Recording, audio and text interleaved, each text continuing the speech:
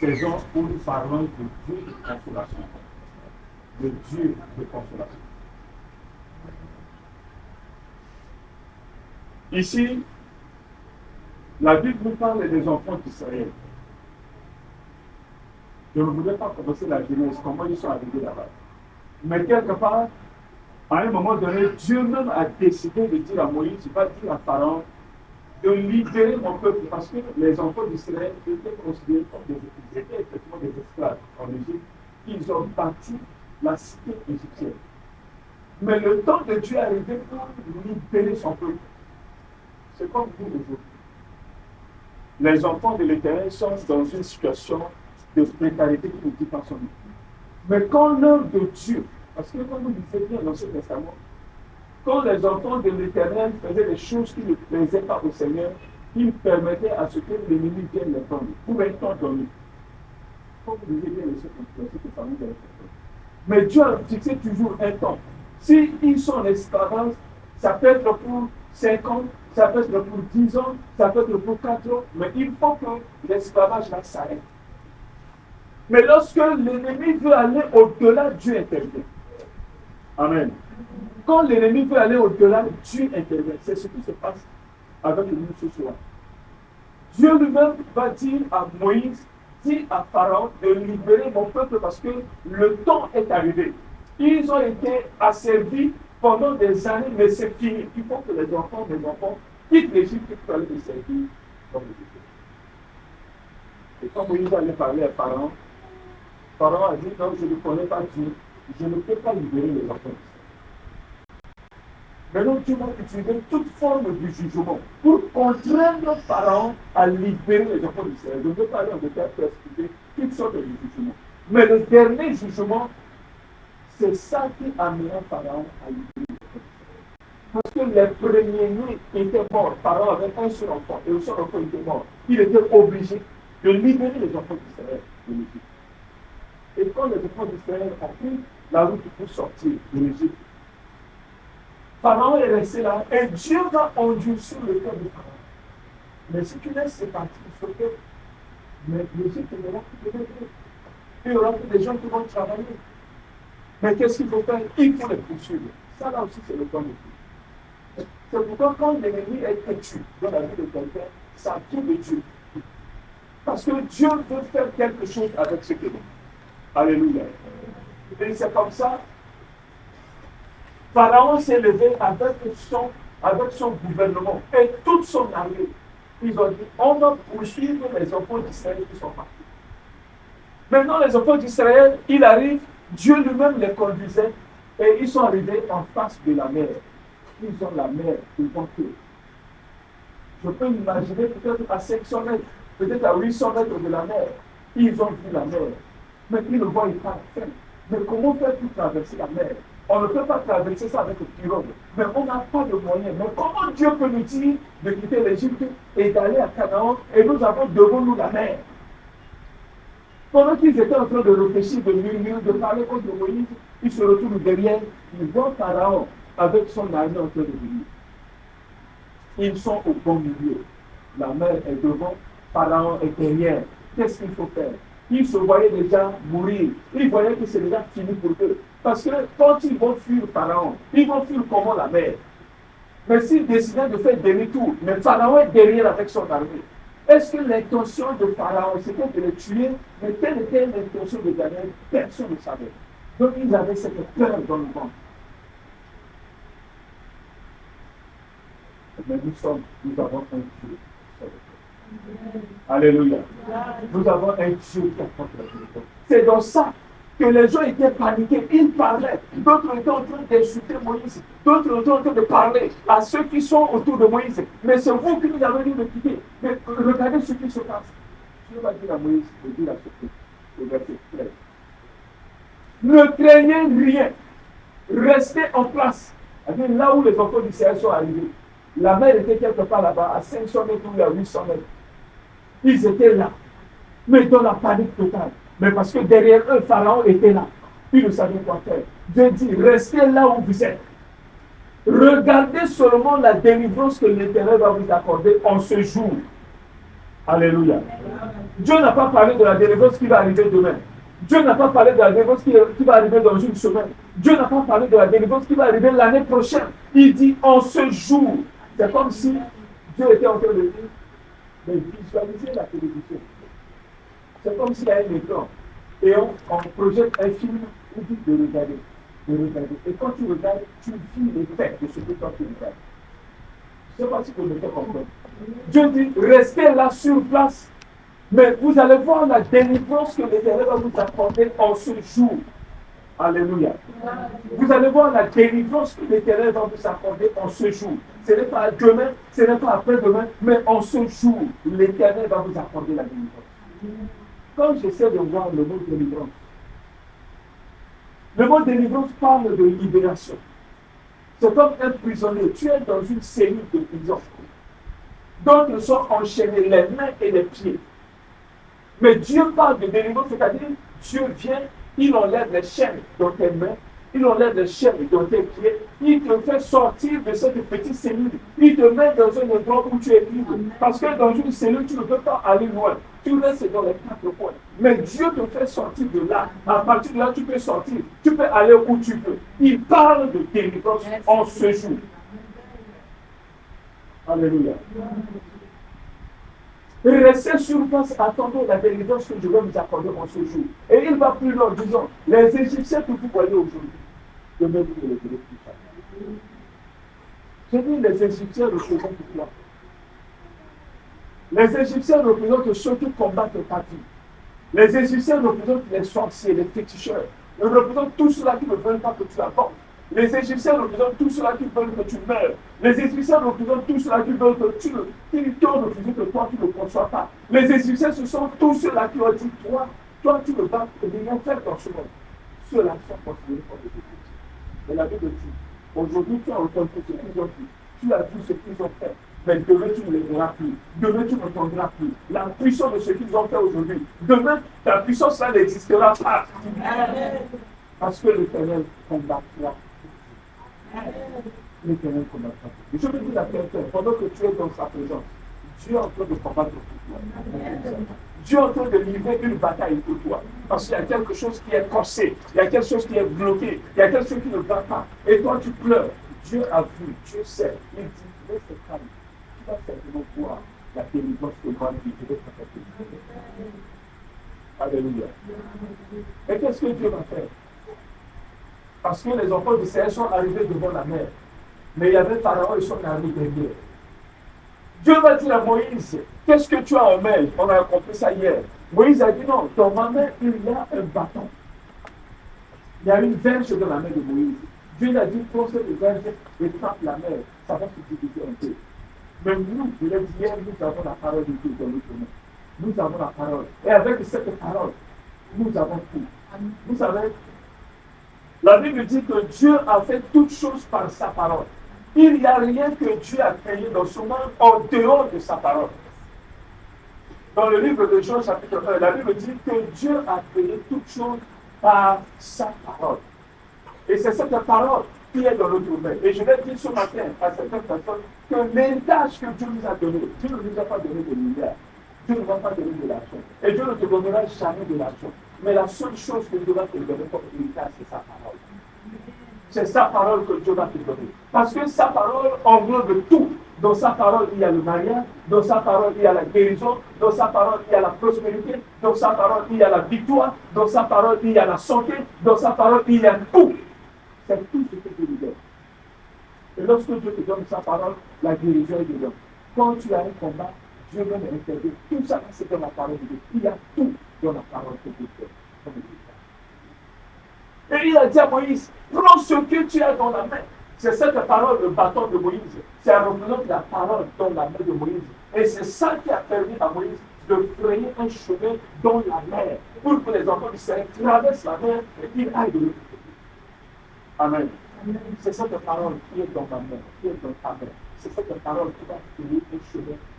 C'est cette parole qui va libérer quelqu'un. C'est cette parole qui va apporter la guérison, la délivrance à celui qui dort. Parce que c'est la puissance de la parole qui va le libérer. Alléluia. Vous verrez la délivrance que moi je vais. Mais quand Moïse a pris son bâton, il a frappé la mer. Ça s'est divisé en deux. Les enfants d'Israël regardaient. Ils étaient émerveillés de voir. Oh, c'est merveilleux. Mais encore, il y a une autre crainte. C'est la mer. C'est de l'eau qui s'est divisée en deux. Mais c'est devenu du fer de l'autre côté. De côté droit comme de côté gauche, c'est devenu du fer. C'est comme si c'était du béton. L'eau s'est divisée en deux. Mais de l'autre côté, c'est comme si c'était du béton. Mais il devait traverser la mer. C'est devenu. Si je rentre dans la mer, là ne va pas tomber sur moi. C'est ce qui arrive à plusieurs personnes. Alléluia. Donc ça là, si je rentre là, est-ce que l'eau là ne va pas m'empêcher, ne va pas tomber sur moi? Mais quand la parole de Dieu, ils avaient la verge là-dedans, la main de Moïse, ils avaient cette assurance que Moïse, qui a commencé avec eux il y a longtemps, et ils savaient comment Dieu parlait à Moïse, ils ont gardé cette assurance. C'est comme ça qu'on peut faire des personnes qui croient. Et c'est des personnes qui ne croient pas. Même pendant que vous êtes assis, il y a des gens qui ne croient même pas. C'est ce qu'on appelle de dire, est-ce que c'est vrai? Est-ce que ça va se faire? C'est exactement ce qui était dans le cœur des gens quand ils ont vu la mer divisée en deux et qu'ils devaient traverser. Moïse, il ne faut pas nous tuer dans la mer. Hein. Même si tu as utilisé le bâton et la mer s'est divisée en deux. Est-ce que c'est sûr qu'en traversant là, en marchant dans la mer, l'eau ne va pas se refermer sur lui? C'est ça la liberté de cette personne. C'est ça la pensée de cette personne. Mais d'autres ont pris en Moïse. Ils ont dit que non, ça c'est l'éternité. Donc, ce que Dieu a dit à Moïse, le fait que la mer s'est divisée en deux, l'eau là ne va pas se renverser sur nous, nous allons traverser. Et ils sont marchés, ils ont marché dans l'eau. Ils sont en train de marcher. Moïse était devant. Et ils étaient en train de marcher. Mais devant Moïse, la Bible dit qu'il y avait la lumière. L'ange de l'Éternel était devant. Et la présence de cet ange donnant de l'éclairage, ça permettait aux enfants de savoir où aller. Amen. Mais quand l'Éternel a permis que les enfants d'Israël ont traversé la mer Rouge, quand ils ont traversé la mer Rouge, les enfants des Égyptiens étaient encore dans la mer. Je ne parle pas. Ils étaient encore dans la mer. Quand les enfants d'Israël sont sortis, maintenant Dieu va faire quoi? Parce que les enfants d'Israël se rapprochaient des enfants d'Israël. Les Égyptiens se rapprochaient d'eux. Le cœur battait. Il y avait cette peur dans le ventre. Imagine que tu es dans la fuite. J'ai dit quelque chose sans toi. Ça, c'est assez bon. Les douaniers étaient en train de poursuivre quelqu'un qui allait acheter des sortes de panneaux. Les douaniers étaient en train de le poursuivre. Le monsieur a été dans la peur. Il a fui et il s'est couché. Mais dans une autre localité du Nord, c'est ça laquelle le plus important, que j'ai vu aussi dans la vidéo. Les policiers étaient en train de poursuivre quelqu'un. Ce monsieur a fui, il est rentré dans son village, dans son quartier. Il a crié, les gens du quartier sont sortis. Qu'est-ce qu'ils ont fait? Ils ont tué, ils ont frappé un policier. Les policiers, ils n'étaient pas en nombre considérable parce que la population était tellement nombreuse. Les policiers ont fait appel aux militaires. Les militaires n'étaient pas aussi nombreux. Quand les militaires sont arrivés, la population est sortie. Ils ont blessé beaucoup de policiers. Ils ont tué un militaire. Là, oui, je pense qu'il y a un policier qui est mort et puis un militaire qui est grièvement blessé, mais par après, il est mort. Alléluia.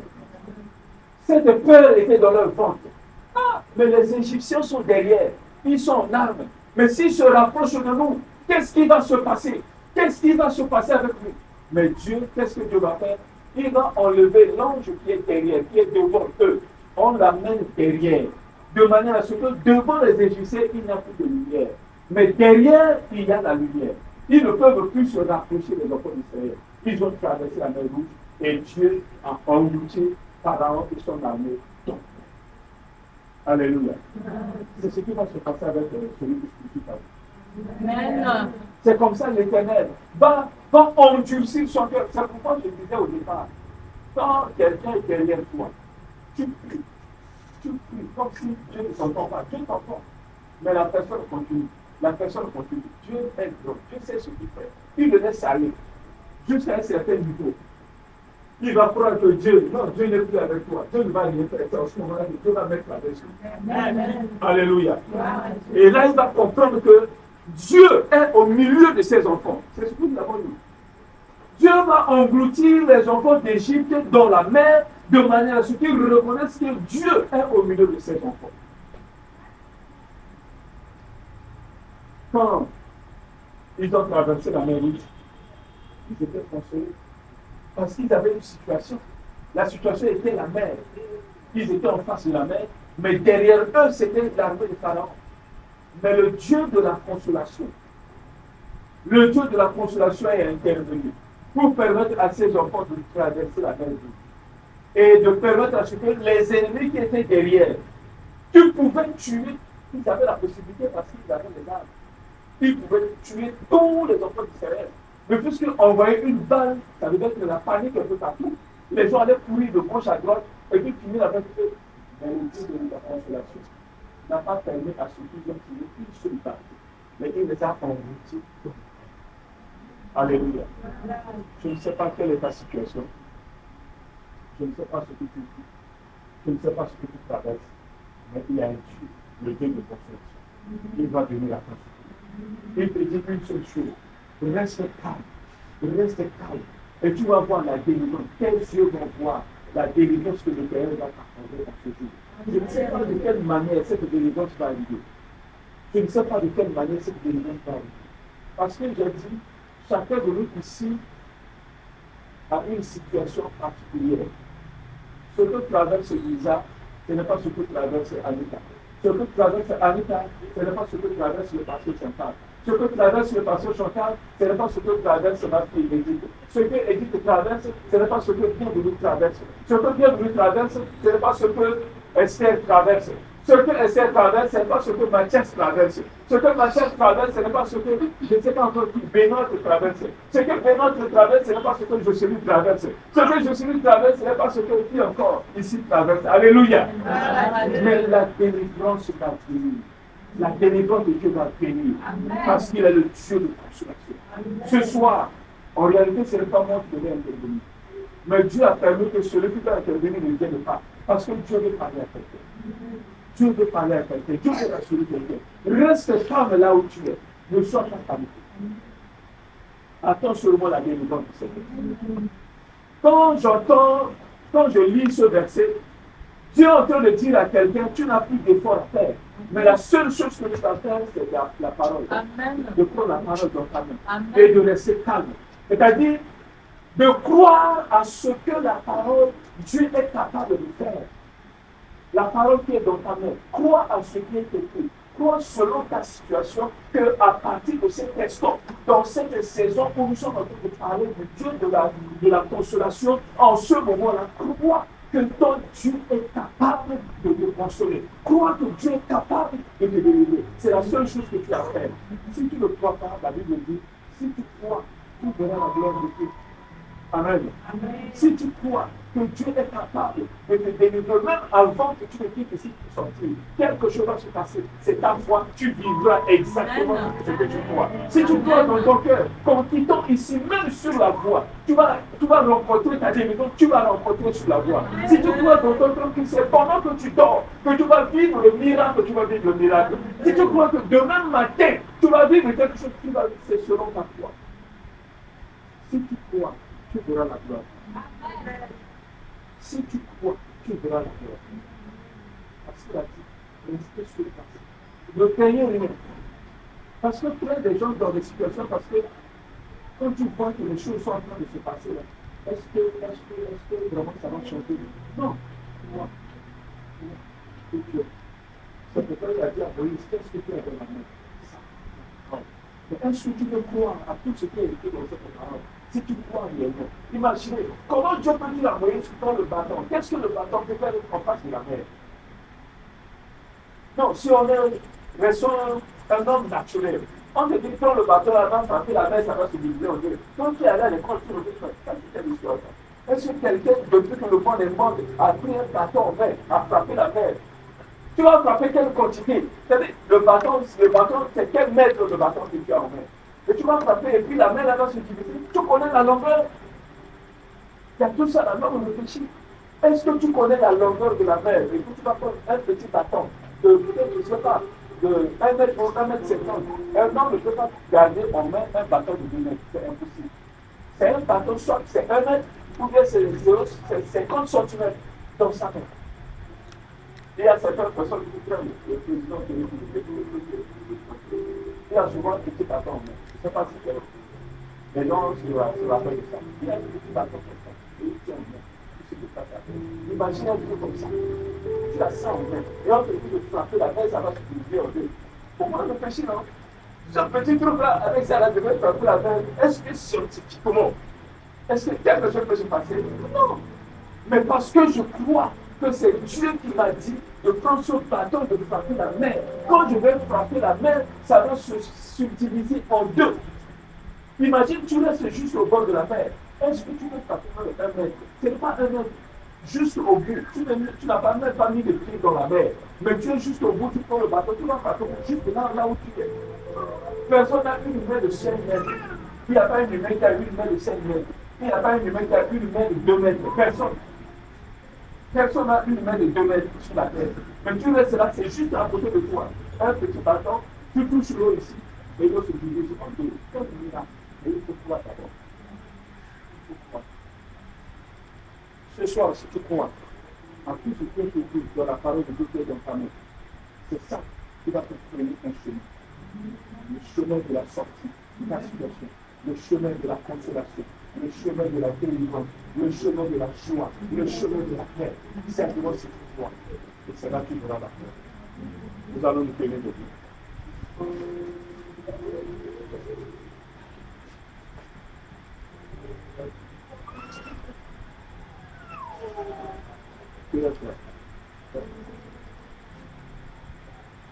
Et laisse tes deux mains vers le Seigneur.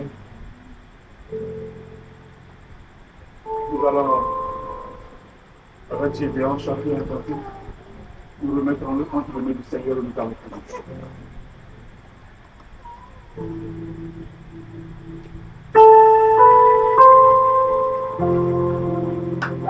Merci Seigneur.